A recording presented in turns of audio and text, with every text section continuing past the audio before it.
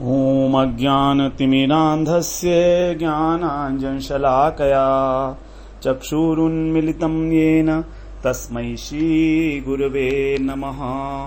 वन्देऽहं श्रीगुरो श्रीयुत्पदकमलं श्रीगुरून् वैष्णवांश्च श्रीरूपं साग्रजातं सहगण रघुनाथान्वितं तं सजीवं साद्वैतं सावधूतं परिजनसहितं कृष्ण चैतन्यदेवं श्रीराधा कृष्णपादान् सहगण ललिता श्रीविशाखान्वितांश्च तमादिदेवं करुणानिधानं तमालुवर्णं सुहितावतारम् अपार संसार समुद्र सेतुं भजामहे भागवत स्वरूपम्।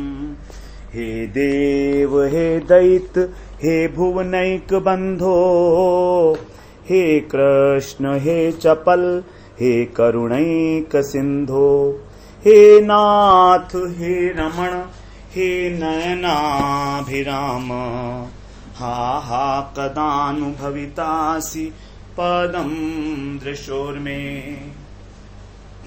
श्री कृष्ण चैतन्य प्रभो नित्यानंदा, श्री अद्वैत गदाधर शिवसदि गौर भक्त वृंद। हरे कृष्णा कृष्णा कृष्णा हरे हरे, हरे राम राम राम हरे हरे। हरे कृष्णा। सर्वप्रथम मैं अपने गुरुपाद पद्म ओम विष्णुपाद अष्टोत्तर शत श्री श्रीमद् भक्तिवेदांत माधव गोसाई महाराज के चरण कमलों में अनंत कोटि दंडवत प्रणाम ज्ञापन करता हूँ। हम लोग श्रीमद् भागवत पुराण में अष्टम स्कंध का श्रवण कर रहे हैं। अष्टम स्कंध में हम लोगों ने 4 प्रकरण बनाए जिसमें मनवंतर लीला का वर्णन है। मनवंतर में मतलब अलग अलग मनवंतर कालों में जो मनु हैं वो सद्धर्म की स्थापना किस प्रकार से करते हैं। तो इसमें 4 प्रकरण थे हमारे। भगवत स्मरण प्रकरण पहले 4 अध्याय में, उसके बाद दान धर्म प्रकरण जिसमें समुद्र मंथन की कथा आई। भगवत स्मरण प्रकरण में गजेंद्र का उद्धार किया भगवान ने। दान धर्म प्रकरण में अजित भगवान ने 3 रूप धारण किए। कच्छप का अवतार लिया मंदराचल को धारण करने के लिए, धनवंतरी के रूप में आए अमृत का कलश लेकर, और मोहिनी रूप से फिर देवताओं में अमृत का वितरण किया। ये 10 अध्याय में हमने श्रवण किया। उसके बाद प्रतिज्ञा पूर्ति प्रकरण जिसमें राजा बलि ने अपनी प्रतिज्ञा की पूर्ति की। जब वामन भगवान उनसे जो है त्रिलोकी का राज्य लेने के लिए आए दान में, तो उन्होंने 2 पग में ही सारी पृथ्वी को नाप लिया, और तीसरा पग जो है बलि महाराज ने कहा कि आप अब मेरे सिर पर पधराइए। इस प्रकार से ये 9 अध्याय का प्रकरण था हमारा।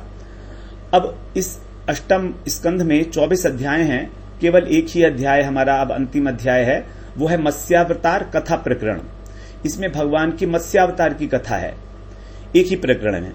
तो मत्स्यावतार कथा के द्वारा भी किस प्रकार सद्धर्म की रक्षा होती है इसका यहाँ पर निरूपण किया गया है। ये भी एक प्रकार का यहाँ पर, क्योंकि सद्धर्म का ही प्रसंग चल रहा है, तो यहाँ पर जो है सद्धर्म को स्थापित करने के लिए किस प्रकार भगवान को मत्स्यावतार लेना पड़ा उसकी यहाँ पर जो है वर्णन किया गया है। प्रकरण में 3 बातें आई यहाँ पर। एक तो शरणागत की रक्षा की है भगवान ने इस मत्स्यावतार के माध्यम से। दूसरा जो बीज है, संसार का जो बीज है उसकी रक्षा की है। ऋषियों की, सप्तऋषियों की रक्षा की है और वेद की रक्षा की है। और ये चारों ही जो हैं सद्धर्म से संबंधित हैं, इसलिए इन चारों का वर्णन इस अध्याय में किया गया है। तो सद्धर्म के माध्यम से ही जो है इस मत्स्यावतार की इस प्रकरण के साथ संगति बनती है, क्योंकि अन्यथा यहां पर मनवंतरों का वर्णन है तो मनवंतर के साथ मत्स्यावतार की संगति नहीं बनती है। लेकिन क्योंकि मनवंतर का कार्य है, मनु का कार्य है सद्धर्म की स्थापना, तो किस प्रकार जो मनु महाराज हैं वे सद्धर्म की स्थापना करते हैं उसको यहाँ पर मत्स्यावतार के माध्यम से बताया गया है। तो यहाँ पर 24वां अध्याय है, इसको हम लोग अब श्रवण करते हैं। इस अध्याय में प्रवेश करने से पहले एक बात हमें समझ लेनी चाहिए कि ये जो वर्णन किया जा रहा है मत्स्यावतार का कौन से समय का है। तो यहां बता रहे हैं कि जो अभी हमारा कल्प चल रहा है, जिसको हम लोग श्वेत वराह कल्प के नाम से जानते हैं, इस कल्प से पहले वाला जो कल्प था, ब्रह्मा जी का अभी जो चल रहा है कल्प, इसको बोलते हैं श्वेत वराह कल्प। इस कल्प से पहले जो एक कल्प था, उस कल्प के अंत में हयग्रीव नाम का एक असुर है, उसने प्रलय के समय, जब नैमित्तिक प्रलय हुई, उस समय जो वैदिक ज्ञान है ब्रह्मा जी से वो छीनना चाहा। तो भगवान ने फिर स्वयंभू मनु के काल में, जो सबसे पहले मनु है, इस कल्प के जो सबसे पहले मनु है स्वयंभू मनु, तो स्वयंभू मनु के काल के आरंभ में ही भगवान ने मत्स्य अवतार धारण किया और वेदों की रक्षा की। ये तो पहला अवतार है भगवान का वेदों की रक्षा करने के लिए। अब जो छठा मनवंतर है, अर्थात वर्तमान मनवंतर हमारा चल रहा है वैवस्वत मनवंतर, और चाक्षुष मनवंतर की समय में एक सत्यव्रत नाम के राजा हैं, वो हुए थे। वो अत्यंत धर्मात्मा थे और उनकी रक्षा के लिए फिर भगवान ने दोबारा मत्स्य अवतार लिया। तो ये जो कथा है, यहां पर जो प्रलय का वर्णन किया जाएगा, ये प्रलय ब्रह्मा जी की दैनंदिन प्रलय अथवा नैमित्तिक प्रलय नहीं है, क्योंकि ब्रह्मा जी की जो नैमित्तिक प्रलय होती है, जिसको दैनंदिन प्रलय कहते हैं, वो एक कल्प के बाद होती है। एक कल्प मतलब ब्रह्मा जी का जब एक दिन पूरा हो जाता है, तो उस समय 3 लोक, पृथ्वी, अंतरिक्ष और स्वर्ग, ये तीनों लोक प्रलय में नष्ट हो जाते हैं, तीनों लोक। लेकिन और जो लोक हैं वो सारे के सारे वर्तमान रहते हैं। लेकिन चक्षुष मनवंतर के बाद में कोई प्रलय नहीं होती है, किसी मनवंतर के बाद में। लेकिन यहां पर एक विशेष प्रकार की प्रलय का वर्णन किया गया है, जो चक्षुष मनवंतर अर्थात छठे मनवंतर के बाद हुई। अर्थात हमारे मनवंतर अभी जो चल रहा है वैवस्वत, इससे बिल्कुल पहले जो चाक्षुष मनवंतर था, उसके समय में जो प्रलय हुई, उसका यहां पर वर्णन किया जा रहा है। और यही जो सत्यव्रत थे राजा, यही जो चाक्षुष मनवंतर में राजा थे, यही जो हैं बाद में सूर्यदेव के पुत्र बने श्राद्ध देव। और श्राद्ध देव ही इस वर्तमान समय में वैवस्वत के नाम से वैवस्वत मनवंतर के अधिपति हैं। ये बात जान लेनी आवश्यक है, क्योंकि यहां पर जो प्रलय का वर्णन किया जा रहा है, ये प्रलय नॉर्मल प्रलय नहीं है, ये विशेष प्रलय है जो चाक्षुष मनवंतर अर्थात छठे मनवंतर के बाद में हुई है। अब हम लोग इसमें प्रवेश करते हैं। 24वें अध्याय में कह रहे हैं सुखदेव जी नहीं कह रहे हैं, राजा ने प्रश्न किया है, परीक्षित महाराज ने। राजोवाच भगवात् श्रोतुमिच्छामि हरेरद्भुत कर्मणः अवतार कथा माद्याम मायामस्य विडंबनम। देखिए, प्रत्येक अवतार की और प्रत्येक उपाख्यान की जो कथाएं हैं, वो राजा के प्रश्न से ही हो रही हैं। अभी हमारा जो चाक्षुष मनवंतर का ये चल रहा है, क्योंकि चाक्षुष मनवंतर में ही जो है समुद्र मंथन हुआ था, तो चाक्षुष मनवंतर की कथा ही चल रही है। तो परीक्षित महाराज उसी चाक्षुष मनवंतर से संबंधित ही प्रश्न कर रहे हैं। वो कह रहे हैं कि हे भगवान, अद्भुत कर्मण है, जो अद्भुत कर्म करने वाले भगवान हैं। पहले भी भगवान के लिए आया है अद्भुत कर्मणा, पिछले अध्याय के 30वें श्लोक में हरेर अद्भुत कर्मणः। तो भगवान जो अद्भुत कर्म करने वाले हैं, ऐसे श्री हरि की माया मत्स्य, माया से मछली, विडंबनम का मतलब होता है विडंबना, अर्थात बनने की नकल की उन्होंने। भगवान मत्स्य नहीं है, लेकिन उन्होंने मत्स्य अथवा मछली बनने का अनुकरण किया, कॉपी किया उसको। तो उसकी आद्याम माने पहली अवतार कथाम श्रोतुम इच्छामि, उसकी जो पहली अवतार है भगवान की मत्स्य अवतार धारण करने की, वो मैं सुनना चाहता हूं। तो जैसे हमने अभी श्रवण किया, मत्स्यावतार 2 हुए हैं। एक तो हुआ स्वयंभू मनु के पहले, जब हयग्रीव जो है वेदों को चुरा कर ले गया था, और दूसरा मत्स्यावतार हुआ है सत्यव्रत राजा के समय में, जो चाक्षुष मनवंतर के बाद में हुआ, अर्थात वर्तमान मंत्र से बिल्कुल पहले। तो इसीलिए इस मत्स्यावतार की यहां पर उन्होंने विशेषण दिया आद्या। आद्या का मतलब है कि जो सबसे पहले मत्स्य अवतार था।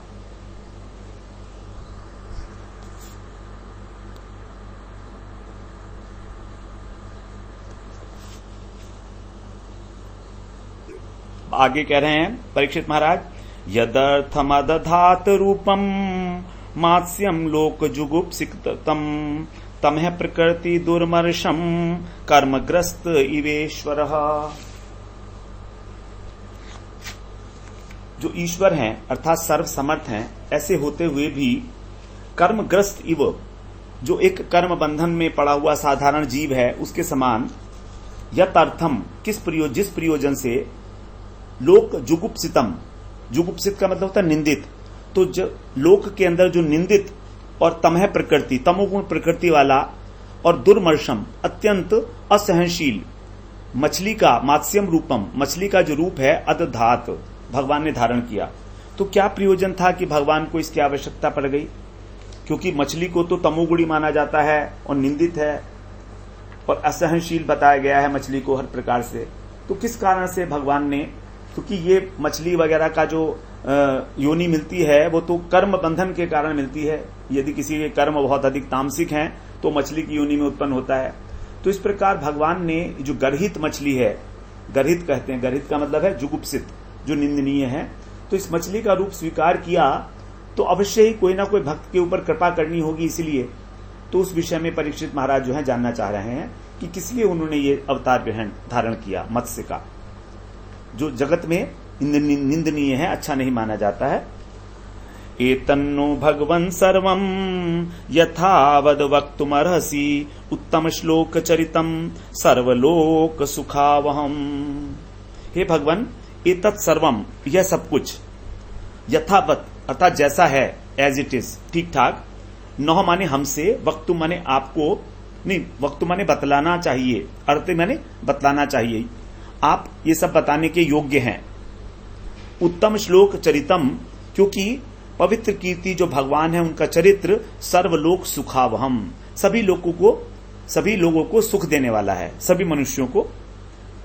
तो इसलिए भगवान के चरित्र चाहे कोई भी हो, किसी भी अवतार में भगवान आए हों, लेकिन सबके लिए वो कल्याणकारी है और सबको आनंद की प्राप्ति होती है।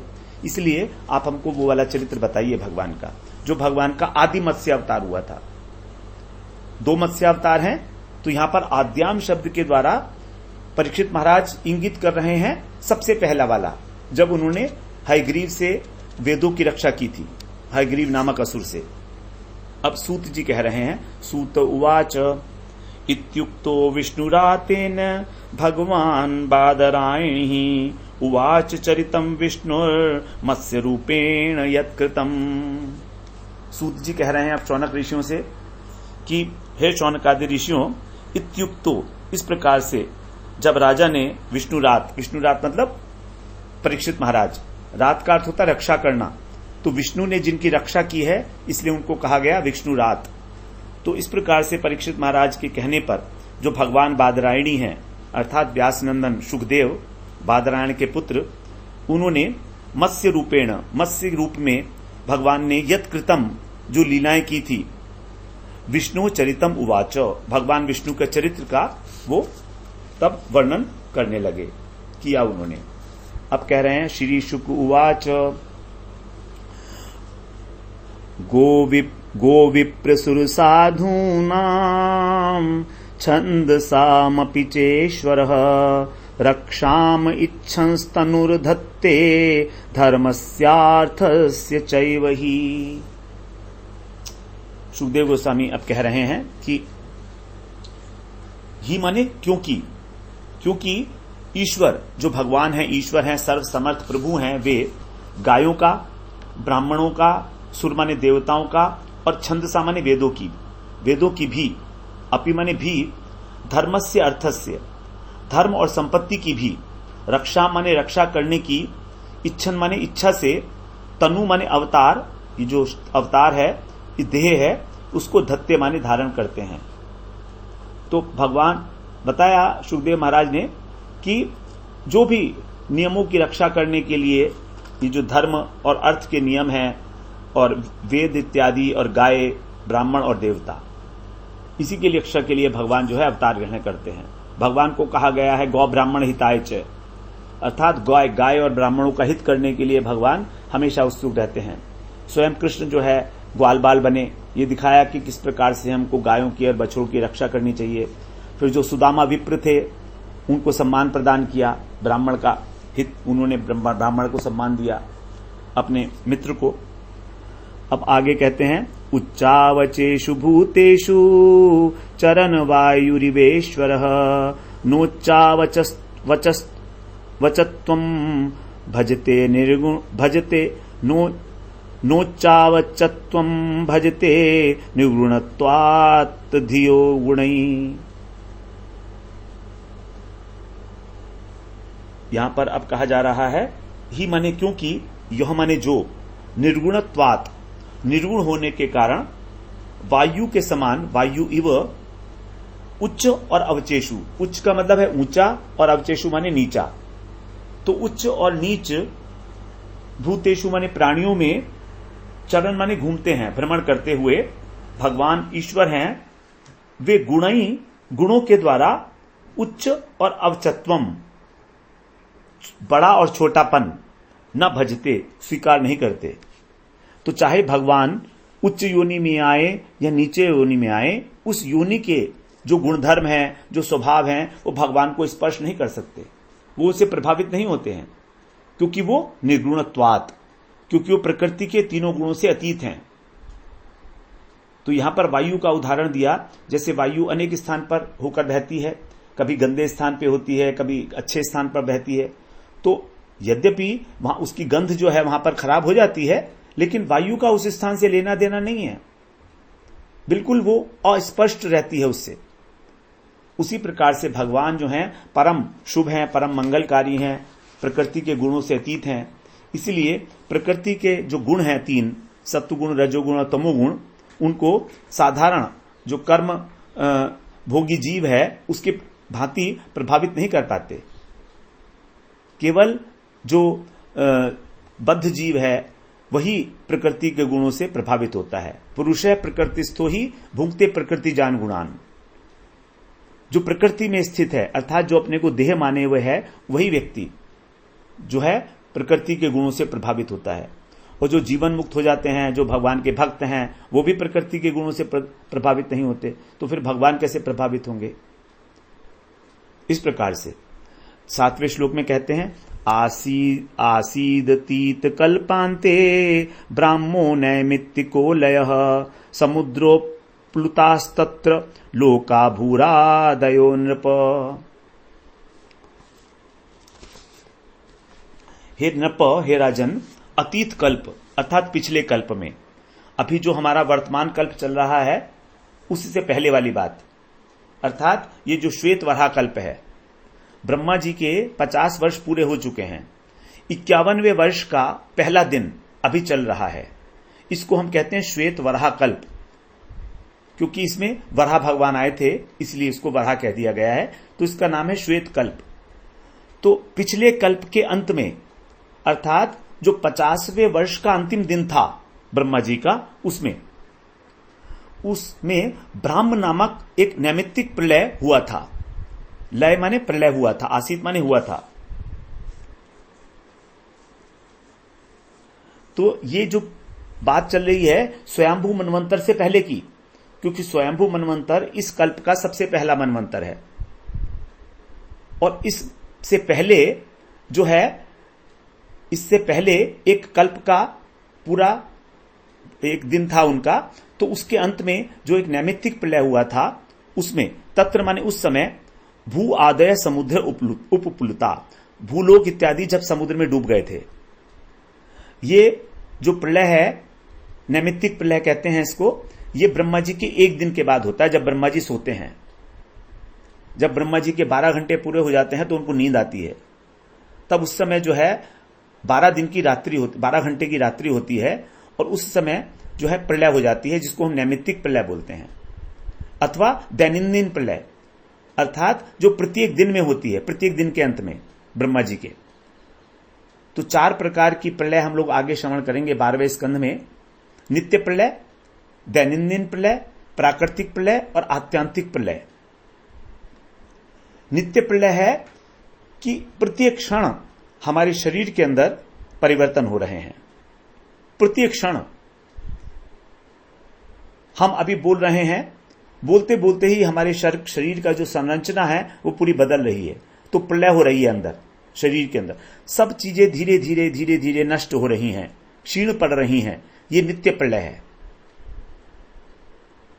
प्रत्येक क्षण में जो प्रलय हो रही है इस जगत के अंदर, उसको बोलते हैं नित्य प्रलय। ब्रह्मा जी का एक दिन होने के बाद जो प्रलय होती है उसको नैमित्तिक प्रलय अथवा दैनंदिन प्रलय। ब्रह्मा जी के 100 वर्ष पूरे होने पर जो प्रलय होती है उसको प्राकृतिक प्रलय। तो दैनंदिन प्रलय में केवल 3 लोक नष्ट होते हैं, भू भुवः स्वः। 14 लोक में से केवल 3।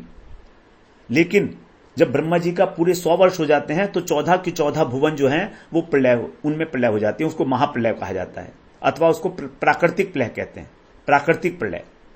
और एक है आत्यांतिक प्रलय।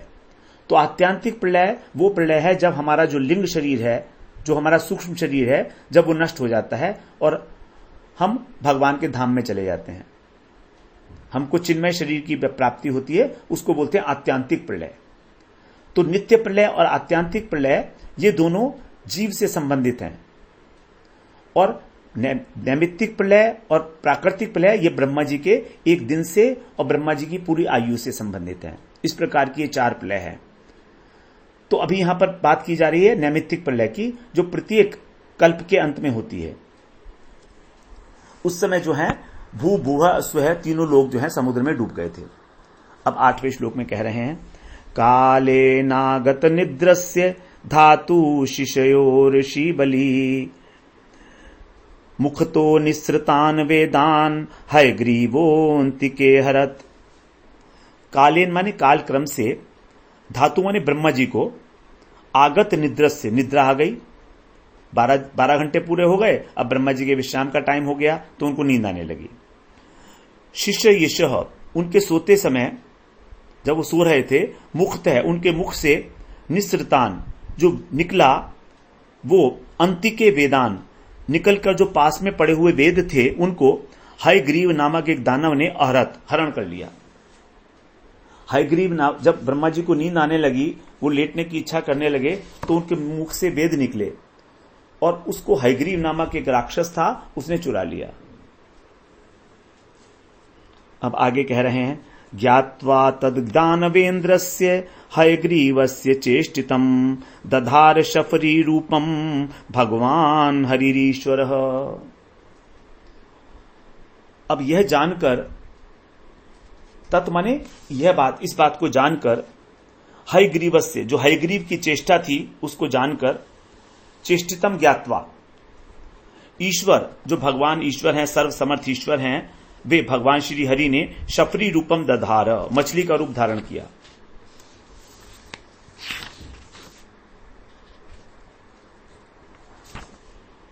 भगवान ने मछली का रूप धारण किया। अब आगे कहते हैं, तत्र राज ऋषि कश्चिन नामना सत्यव्रतो महान नारायण परो अतप्यत तपहस्य सलिलाशन। तत्र कश्चित उस समय कोई सत्यव्रत नाम का एक महान राजा राजऋषि थे। 100 माने वे नारायण परह, वे नारायण पर थे, मतलब नारायण के भक्त थे, भगवान के भक्त थे। सलिल अशनः केवल जल पीकर, और तपस्या अतप्यत माने कर रहे थे। इस प्रकार से वे कर जल पीकर ही अपना जीवन जो है धारण किए हुए थे।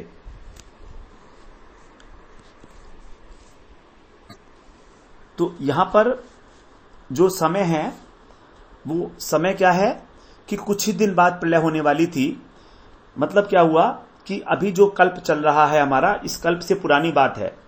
अब उस कल्प में, क्योंकि एक कल्प में 71 मनवंतर होते हैं, तो 71 मनवंतर का जो 71वां कलयुग होगा, अर्थात अंतिम कलयुग होगा, उस अंतिम कलयुग वो समाप्त होने वाला होगा। उस समय की बात है ये।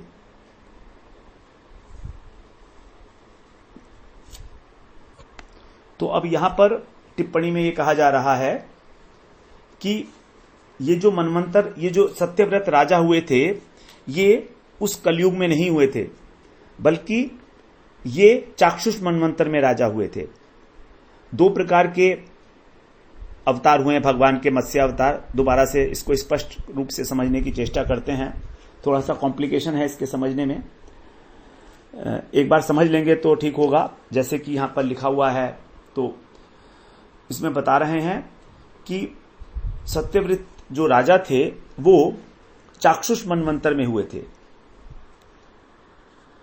अर्थात हमसे जो पहला मनवंतर था उसकी बात बता रहे हैं।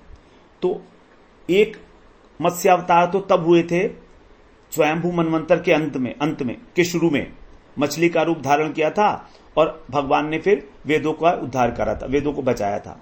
लेकिन जो दूसरा अवतार हुआ है भगवान का मत्स्यावतार, ये केवल चाक्षुष मनवंतर में हुआ, जिसमें राजा के ऊपर कृपा की है, सत्यव्रत राजा के ऊपर भगवान ने मछली का रूप धारण करके। तो जैसे वराह के 2 अवतार हुए, उसी प्रकार कहते हैं मछली के भी 2 अवतार हुए। तो एक अवतार तो हयग्रीव को मारा और वेदों की रक्षा की, लेकिन इस अवतार में जो चाक्षुष मनवंतर के बाद हुआ, हयग्रीव को नहीं मारा, इसके अंदर केवल वेदों की रक्षा की और राजा सत्यव्रत के ऊपर कृपा करने के लिए दूसरा अवतार लिया गया। तो यहां पर जो पढ़ने में थोड़ा सा कंफ्यूजन आ रहा है बार बार, जो 9वें श्लोक में कहा कि मछली का रूप धारण किया और वेदों को बचाया, ये कथा हो गई पूरी यहां तक। ये पहले मत्स्यावतार की कथा है। अब 10वें श्लोक से सुखदेव जी दूसरे मत्स्यावतार की कथा आरंभ कर रहे हैं। इस बात को समझना चाहिए, ये उसी की बात नहीं कर रहे हैं पहले वाले मत्स्यावतार की। तो तत्र राज ऋषि कश्चित, तो यहां पर उस प्रसंग में, तत्र का मतलब है इसी प्रसंग में, क्योंकि मत्स्यावतार की कथा का वर्णन चल रहा है, तो सुखदेव जी दूसरे मत्स्यावतार की कथा का वर्णन कर रहे हैं, जहां पर भगवान ने वेदों की रक्षा नहीं की, बल्कि राजा सत्यव्रत के ऊपर कृपा की है। ये बात अच्छी तरह से हम समझ लें। तो 9वें श्लोक में जो आद्य मत्स्यावतार की कथा थी वो पूरी हो गई। उतना ही बोला कि उन्होंने हयग्रीव को मार दिया और उसकी रक्षा कर ली वेदों की। तो इसी प्रसंग में, तत्र माने इसी प्रसंग में, चाक्षुष मनवंतर के अंदर एक सत्यव्रत नाम का राजा हुआ। अभी जो हमारा वैवस्वत मनवंतर चल रहा है, इससे पहले वाला मनवंतर, उसके अंदर भगवान का वो भक्त थे और जलपान के द्वारा जीवन को धारण कर रहे थे, तपस्या कर रहे थे। अब 11वें श्लोक में कह रहे हैं, यो असौ अस्मिन् महाकल्पे तनय स विवस्वतः शाध देवैति ख्यातो मनुत्वे हरिणार्पितः। इस वर्तमान कल्प में, यहां पर बिल्कुल क्लियर हो गई है बात, जो अभी वर्तमान कल्प है हमारा वैवस्वत मनवंतर, तो यही जो है वैवस्वत मनवंतर हुए। तो यहां पर 11वें श्लोक में कहा जा रहा है, यह असौ, जो अर्थात सत्यव्रत जी, असौ माने इस महाकल्प में जो अभी हमारा चल रहा है कल्प, ये विवस्वत का मतलब सूर्य के पुत्र के रूप में वही शाद देव हुए।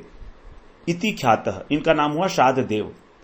और हरिणः मनुत्वे अर्पितः, श्री हरि ने इनको मनु का पद प्रदान किया, इनको भगवान ने इनको मनु का पद दे दिया। तो ये वर्तमान मनु जो हैं अभी इस समय शाद देव हैं, जिनका दूसरा नाम है वैवस्वत। विवस्वान के पुत्र होने के कारण इनका नाम है वैवस्वत, सूर्य के पुत्र हैं। तो ये जो चाक्षुष मनवंतर की कथा जो है 10वें श्लोक से आरंभ हो गई है। एकदा कृतमालायाम कुर्वतो जल तर्पणम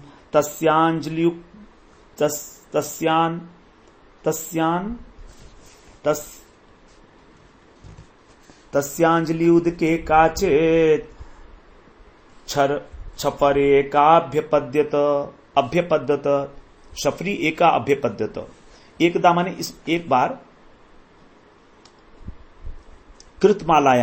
कृतमाला नदी में जल तर्पण करते हुए, कुर्वते माने करते हुए, उनकी जो अंजलि है, उनका जो हाथ जुड़े हुए थे उसमें, उदक के माने जल में, काचित एका कोई एक अकेली, शफरी माने मछली, छोटी मछली को बोलते हैं शफरी, अभ्यपद्यत आ गई।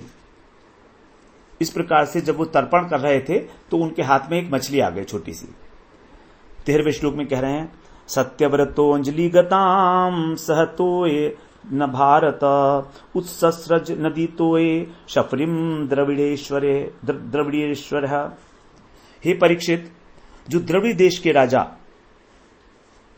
सत्यव्रत हैं उन्होंने, तो अब देखिए यहां पर द्रविड़ देश कहां है, साउथ में है, तो साउथ इंडिया को कहा जाता है, दक्षिण भारत को। और कृत जो ये नदी है कृतमाला, ये भी वहीं पर ही है, साउथ के अंदर है, तो दक्षिण का ही स्थान होगा, क्योंकि कृतमाला कावेरी से भी नीचे की नदी है दक्षिण भारत के अंदर। तो ये अभी इससे पहले वाले कल्प की घटना जो वो बताई जा रही है। तो कह रहे हैं कि उन्होंने, द्रविड़ देश के राजा सत्यव्रत ने, जो अंजलि गताम, अंजलि में जो आ गई थी छोटी सी मछली, उसको सह तोये न, जल के साथ ही नदी तोये, नदी के जल में उत्सस्रज छोड़ दिया। ठीक है, आ गई, ऐसे अचानक आ जाती है मछली, तो उसको उन्होंने उसमें डाल दिया, वापस डाल दिया। तमाह साति करुणम महाकारुणिकम नृपम यादाभ्यो ज्ञाति ज्ञातेभ्यो दीनाम माम दीनवत्सल कथम विसृज से राजन भीतामस्मिन् सरिज्जले। जो महाकारुणिकम अर्थात जो परम दयालु, तम नृपम उस राजा से जो 100 माने वह मछली, अति करुणम आहा, अत्यंत दीनता पूर्वक बोली। मछली जो है राजा से कह रही है कि हे दीन वत्सल, अर्थात हे दीनों के ऊपर कृपा करने वाले राजा,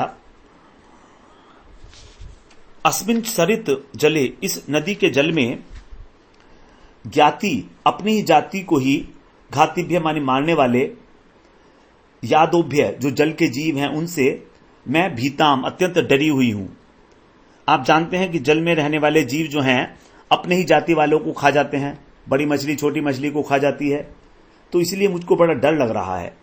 और माम दीनाम कथम विसृजे, फिर तुम मुझ दीना को कैसे त्याग रहे हो, मैं अत्यंत व्याकुल हो रही हूं, आप मुझे इस नदी के जल में दोबारा क्यों छोड़ रहे हो, मैं अपना जीवन बचाना चाहती हूं, और आप तो दीन वत्सल हैं, आप परम दयालु हैं, तो इसलिए आप मेरी रक्षा करिए।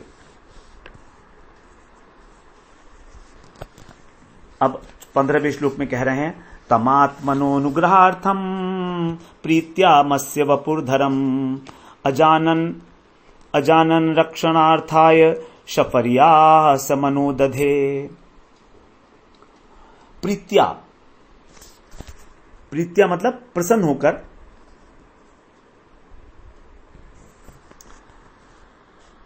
आत्मन है अपने पर, अनुग्रहार्थम कृपा करने के लिए, मत्स्य वपु धर्म मत्स्य रूप धारण करके, तम माने उनको, अजानन न जानते हुए, शफर्या मछली को उसकी रक्षा करने के लिए, 100 मनः दधे उन्होंने अपना मन बनाया।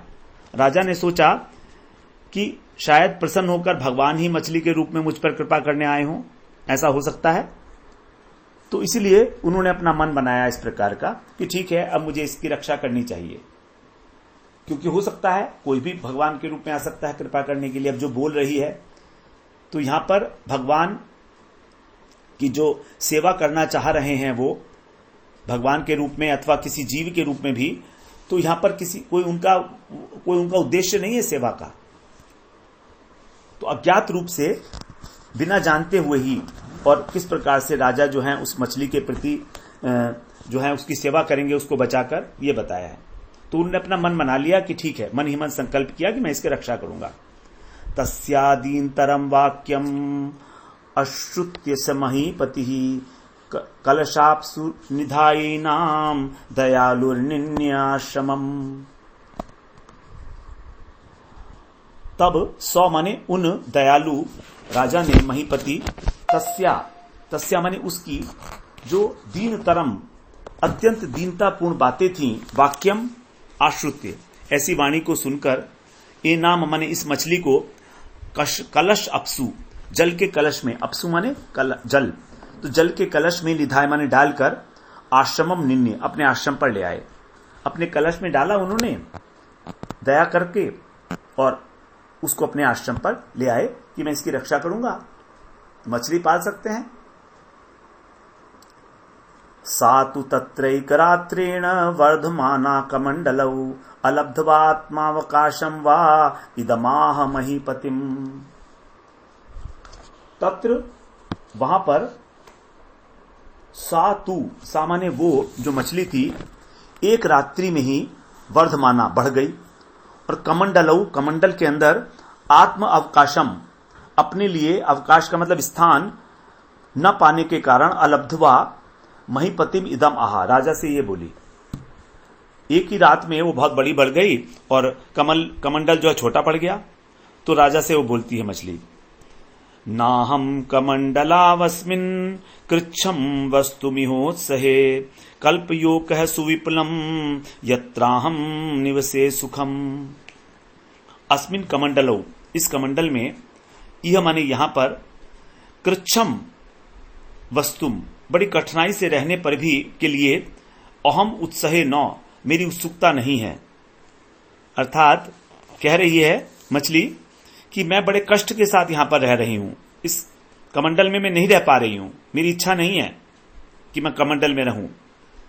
तो सुविपुलम ओकह इसलिए आप मेरे लिए सुविपुलम एक बड़ा सा ओक माने निवास स्थान कल्पया माने निश्चित कर दीजिए, मुझे दीजिए।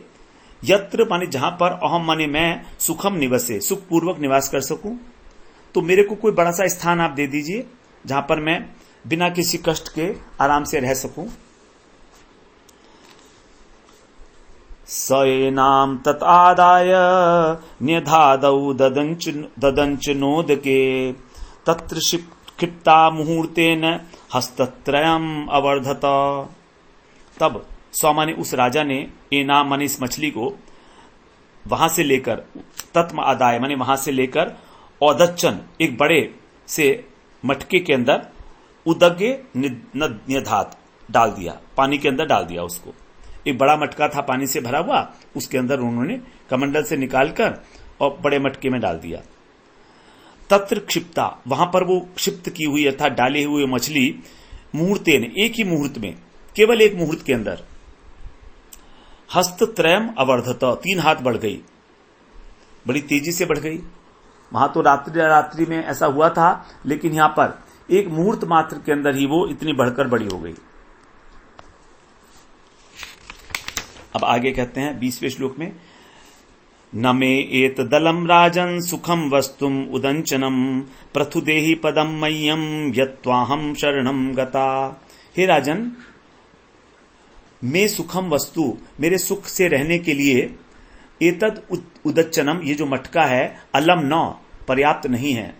मह्य माने मुझे आप प्रथु पदम एक और बड़ा स्थान दीजिए, देही माने दीजिए, यत क्योंकि अहम त्वा शरणम गतः क्योंकि मैं अब आपकी शरण में हूं, इसलिए आप मुझे कोई बड़ा स्थान दीजिए। तो अब राजा फिर उसको क्या करते हैं, ततादाय सा राज्ञा क्षिप्ता राजन सरोवरे तदावृत्यात्मना सोयम महिमानोन्वर्धत। तब राजा ने सा माने उसको तत् आदाय वहां से लेकर और बड़े सरोवर में क्षिप्ता माने डाल दिया। तदा माने फिर वो मछली जो थी महामीन बन गई, महामत्स्य का रूप धारण किया और आत्मना अपने शरीर से उसने आवृत्य उस सरोवर को घेर लिया और अयम अन्ववर्धत और बहुत बढ़ गया। तो मटके से निकाल के जब सरोवर में डाला तो वहां पर भी बहुत बढ़ गई वो। अब फिर मछली कहती है, नैतन में स्वस्तये राजन नुदकम सलिलौकसः निदेहि रक्षा योगेन हृदय माम अविदासिनी। मछली कहती है, राजन मुझे सलिल औकस ये जो मैं अब जल में रहने वाली जीव हूं, मेरे को एतत ये जो सरोवर है स्वस्थये न मेरे लिए सुखकर नहीं है, मुझे यहां भी कष्ट हो रहा है, इसलिए रक्षा योग्य न अब रक्षा के योग्य जो हूं मैं आपकी अविदासिनी, मुझे किसी ऐसे हृदय माने सरोवर में डालिए जो अक्षय सरोवर हो, निदेही माने डाल दीजिए जिसकी कोई सीमा ही ना हो, वही मैं ठीक प्रकार से रह पाऊंगी। तो सरोवर का लिए ठीक नहीं है, इसलिए मैं अक्षय अगाध सरोवर में मुझे रख दीजिए जिससे कि मैं वहां पर ठीक प्रकार से रह पाऊं। इस प्रकार से जो है मछली बढ़ती चली गई। अब 22वें श्लोक पर ही हम आज विश्राम लेते हैं। अगले सत्र में फिर 23वें श्लोक से शुरू करते हैं। वांछा कल्पतरुभ्यश्च कृपा सिन्धुभ्य एव च पतितानां पावनेभ्यो वैष्णवेभ्यो नमो नमः।